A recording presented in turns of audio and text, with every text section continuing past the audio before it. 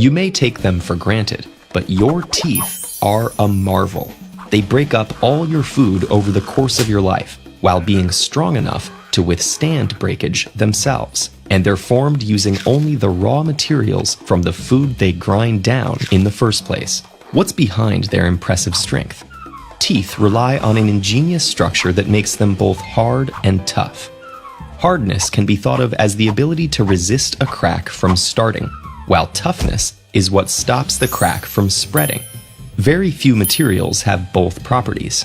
For instance, glass is hard but not tough, while leather is tough but not hard.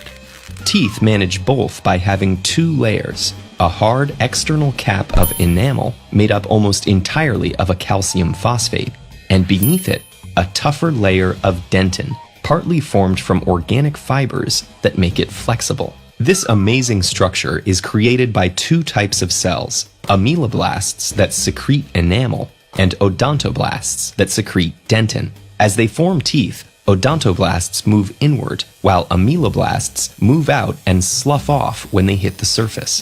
For enamel, this process produces long, thin strands, each about 60 nanometers in diameter.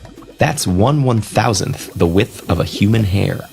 Those are bundled into rods, packed together, tens of thousands per square millimeter, to form the shield-like enamel layer.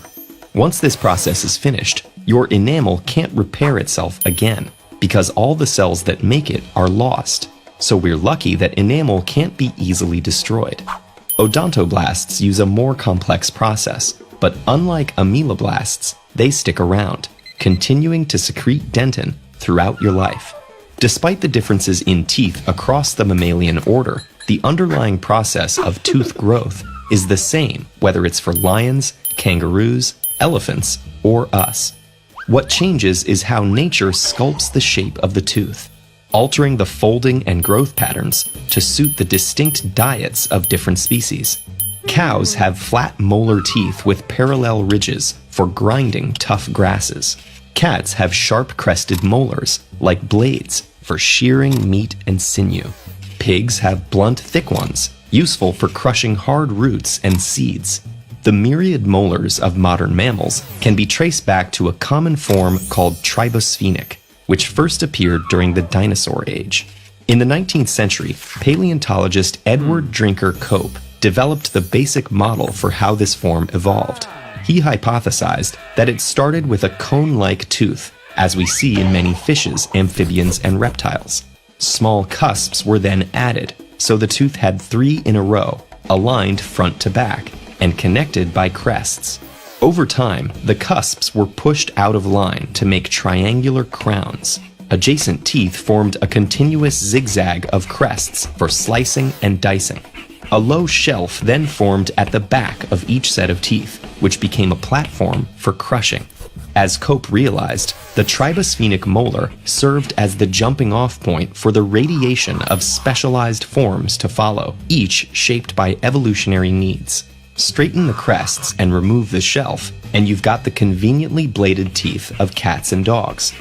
Remove the front cusp, raise the shelf, and you've got our human molars. A few additional tweaks get you a horse or cow tooth. Some details in Cope's intuitive hypothesis proved wrong, but in the fossil record, there are examples of teeth that look just as he predicted, and we can trace the molars of all living mammals back to that primitive form. Today, the ability to consume diverse forms of food enables mammals to survive in habitats ranging from mountain peaks and ocean depths to rainforests and deserts. So the success of our biological class is due in no small measure to the remarkable strength and adaptability of the humble mammalian molar.